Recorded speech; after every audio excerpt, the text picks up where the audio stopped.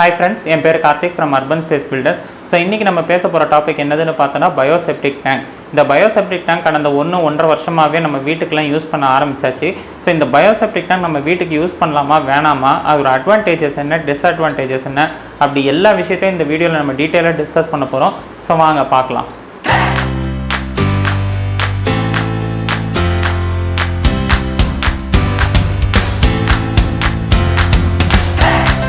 So இந்த bio-septic tank நம்ம பார்க்குறதுக்கு முன்னாடி நார்மல் செப்டிக் டேங்க் எப்படி வேலை செய்யுது அப்படிங்கிறத பார்க்கலாம். நார்மல் செப்டிக் டேங்க் பொறுத்த வரைக்கும் வீட்டில் இருக்கிற ஹியூமன் வேஸ்ட்டெல்லாம் வந்துட்டு 4000 லிட்டர், அதாவது நம்ம வீட்டில் எத்தனை ஆள் இருக்காங்களோ அந்த ஆளுக்கு ஏற்ற மாதிரி அந்த கெப்பாசிட்டி வந்துட்டு கீழே உங்களுக்கு இருக்கும். அதில் வந்து ஹியூமன் வேஸ்ட்டு கலெக்ட் ஆகும். ஸோ எப்போ அந்த டேங்க் வந்து ஃபுல் ஆகுதோ அப்போ நம்ம டேங்கரை தனியாக கூப்பிட்டுட்டு அந்த ஹியூமன் வேஸ்ட்டெல்லாம் டிஸ்போஸ் பண்ணுற மாதிரி இருக்கும். பொதுவாக இந்த ஹியூமன் வேஸ்ட்டை பார்த்தோன்னா எங்கேயாவது ஒரு பேரன் லேண்ட்லேயோ இல்லை எங்கேயாவது ஒரு ஆற்றுலையோ கலக்கிற மாதிரி இருக்கும். ஸோ அதனால் அதிகமாக பொல்யூஷன் ஏற்படுது. ஸோ இந்த bio-septic டேங்க்கில் பார்த்தோன்னா bio-septic டேங்க் உள்ளே வந்துட்டு பாக்டீரியா இருக்கும்.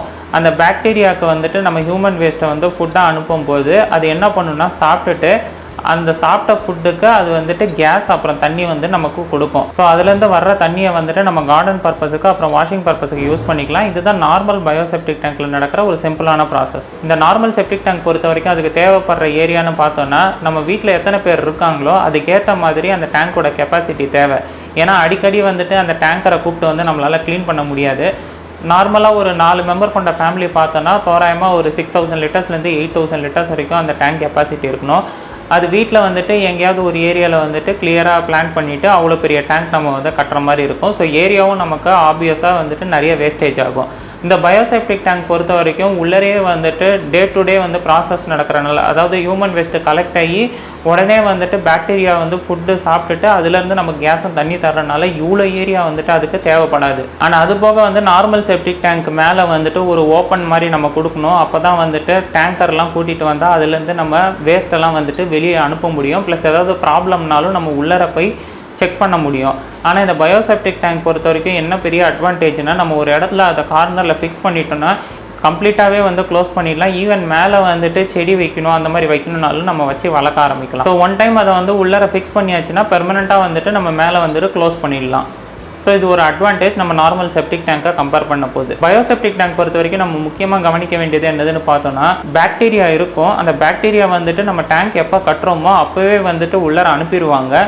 ஸோ அங்கேருந்து இந்த ப்ராசஸ் வந்து ஸ்டார்ட் ஆக ஆரம்பிச்சிடும். ஸோ அது கண்டினியூஸாக நம்ம ஃபுட்டு கொடுத்துக்கிட்டே இருக்கணும். இதில் ஒரு டிஸ்அட்வான்டேஜ் என்னது அப்படின்னு பார்த்தோன்னா, இப்போ நம்ம ஊருக்கு போகிற மாதிரி இருக்குது, ஒரு 10 நாளோ 15 நாள் ஊருக்கு போகிற மாதிரி இருக்குன்னா ஆப்வியஸாக வந்துட்டு ஒரு உயிர் இருக்குதுன்னா அந்த உயிருக்கு வந்துட்டு நம்ம சாப்பாடு போடலைன்னா அது வந்து சாக ஆரம்பிச்சிடும்.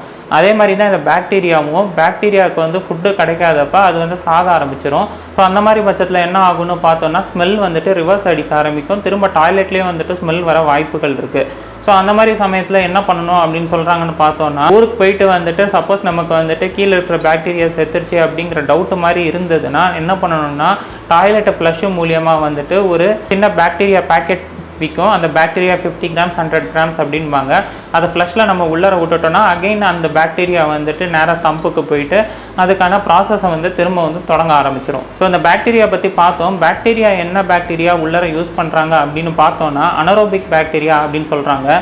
அனரோபிக் பாக்டீரியாங்கிறது ஒன்றும் இல்லை. அனரோபிக் பாக்டீரியாங்கிறது ஆக்சிஜனும் இல்லாமல் லைட்டும் இல்லாமல் வாழ்கிற பாக்டீரியா தான் வந்து அனரோபிக் பாக்டீரியா. bio-septic டேங்க் பொறுத்த வரைக்கும் கேர்ஃபுல்லாக இருக்க வேண்டிய இன்னொரு விஷயம் என்னதுன்னு பார்த்தோன்னா, செப்டிக் டேங்க் உள்ளே வந்துட்டு பாக்டீரியா இருக்கிறனால நம்மளால் ஹெவி கான்சன்ட்ரேட்டட் ஆசிட்லாம் ஊற்றி அந்த உள்ளே இருக்கிற கிளாஸட்டை வந்து வாஷ் பண்ண முடியாது. வாஷ் பண்ணால் செப்டிக் டேங்க்கில் இருக்கிற பாக்டீரியா வந்துட்டு செத்துரும். ஸோ அதனால் என்ன ஆகும்னா திரும்பவும் வந்துட்டு கிளாஸட் மூலியமாக ஸ்மெல் அடிக்க ஆரம்பிக்கும்.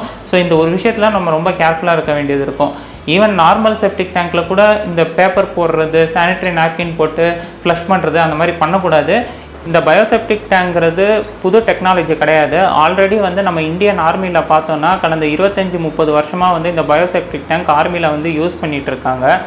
ஸோ அதை வந்து நல்ல விஷயமா இருக்குது அப்படின்னு சொல்லிட்டு பப்ளிக் யூசேஜுக்கு எடுத்துகிட்டு வரணும்னு சொல்லிட்டு முயற்சி பண்ணி எடுத்துகிட்டு வந்தது தான் இந்த bio-septic டேங்க். காஸ்ட் வைஸ் பார்த்தோன்னா இந்த bio-septic டேங்க் வந்து நார்மல் செப்டிக் டேங்கை விட கொஞ்சம் சீப்பாக இருக்கும். அது எல்லாமே வந்துட்டு எவ்வளோ ரெக்குயர்மெண்ட்டு, எவ்வளோ ஆள் வீட்டில் இருக்காங்க அப்படிங்கிறத பொறுத்து தான் வந்துட்டு இந்த காஸ்ட் வந்துட்டு டிசைட் ஆகும். அந்த டேங்க் கெப்பாசிட்டி பொறுத்து தான் அந்த காஸ்ட் வந்துட்டு நமக்கு ஃபிக்ஸ் பண்ணுறாங்க. தோராயமாக ஸ்டார்டிங் ரேஞ்ச் பார்த்தோன்னா 40,000 ரூபாயிலேருந்து bio-septic டேங்க் வந்து அவைலபிளாக இருக்குது. ஸோ இதிலேருந்து நம்ம வந்து bio-septic டேங்க்கு யூஸ் பண்ணலாமா வேணாமா அப்படிங்கிற ஒரு ஐடியா கிடச்சிருக்கும். மோஸ்ட்லி வந்துட்டு பயோசெப்டிக் டேங்க் யூஸ் பண்ணுறதுங்கிறது ஒரு நல்ல ஆப்ஷன் தான். ஏன்னா என்விரான்மெண்ட்டுக்கு எந்தவித பாதிப்பும் வராது. அவங்கவுங்க பர்சனல் சஜஷன் பொறுத்து, யூசேஜ் பொறுத்து நம்ம இந்த பயோசெப்டிக் டேங்க்கு யூஸ் பண்ணணும்னா யூஸ் பண்ணலாம். கண்டினியூஸாக வீட்டில் ஆள் இருப்பாங்க அப்படிங்கிறவங்க இந்த பயோசெப்டிக் டேங்க்லேருந்து ப்ரிஃபரபிளாக யூஸ் பண்ணலாம். நார்மலாக வந்துட்டு 3 நாள் 4 நாள் கேப் இருந்தாலும் கூட எந்த ப்ராப்ளமும் வராது. ஸோ மேக்ஸிமம் நீங்கள் வந்துட்டு பயோசெப்டிக் டேங்க் ப்ரிஃபர் பண்ணலாம். ஏன்னா என்விரான்மெண்ட்டுக்கு வந்து எந்தவித பாதிப்பும் இல்லை. அதனால் பயோசெப்டிக் டேங்க்ங்கிறது இன்றைக்கி இருக்கிற காலகட்டத்துக்கு ஒரு நல்ல ஆப்ஷன் தான். ஹோப் இந்த வீடியோ உங்களுக்கு யூஸ்ஃபுல்லாக இருந்திருக்கும்னு நினைக்கிறேன். நம்ம சேனலுக்கு மறக்காமல் சப்ஸ்கிரைப் பண்ணுங்கள், சப்போர்ட் பண்ணுங்கள். அப்படியே பக்கத்தில் இருக்கிற பெல் ஐக்கனும் கிளிக் பண்ணுங்கள். அப்போ தான் நாங்கள் போஸ்ட் பண்ணுற வீடியோ உங்களுக்கு அப் டு டேட்டாக வந்து சேரும். அண்ட் வீடு கட்ட போகிற ஃப்ரெண்ட்ஸ் அண்ட் ரிலேட்டிவ்ஸ் யாராவது இருந்தாங்க, அவங்களுக்கு யூஸ்ஃபுல்லாக இருக்குன்னு நினச்சிங்கன்னா நம்ம சேனலை மறக்காமல் ஷேர் பண்ணுங்கள். தேங்க்யூ ஸோ மச் ஃபார் வாட்சிங். பை.